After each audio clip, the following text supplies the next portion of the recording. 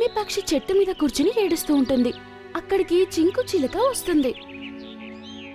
నిమ్మి చెల్లి ఏమైంది? నువ్వు ఎందుకు ఏడుస్తున్నావు? ఏం చెప్పాలన్నయ్య, నా పిల్లలకి ఒంట్లో బాలేదు. అరే, పిల్లల అనారోగ్యంతో ఉంటే నువ్వు వాళ్ళకి వైద్యం ఎందుకు చేయించవు?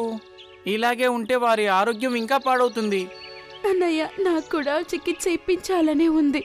కానీ నీకు తెలుసు కదా, గుడ్లగూబ వైద్యకుడు ఎవరికైనా చికిత్స ఇవ్వాలంటే దానికి బదులుగా ఆయనకి దానిమ్మ గింజలు ఇవ్వాలి. లేదంటే ఆయన ఎవ్వరికీ చికిత్స ఇవ్వడు. అరే, నువ్వు అతని దగ్గరికైతే వెళ్ళి మాట్లాడొచ్చు కదా. అన్నయ్య, నీ మాటలు విన్నాక నాకు కొంచెం ధైర్యం వచ్చింది. నేనిప్పుడు గుడ్లగూబ వైద్యకుడి దగ్గరకు వెళ్తాను.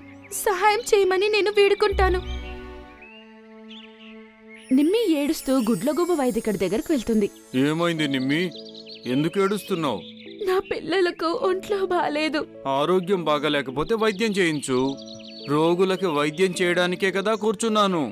కానీ నా దగ్గర నీకివ్వడానికి దానిమ్మ గింజలు లేవు. అది ఇవ్వకుంటే నువ్వు చికిత్స కూడా ఇవ్వవు. నేను ధాన్యం ఇవ్వకుండా ఎవరికి వైద్యం చేయను.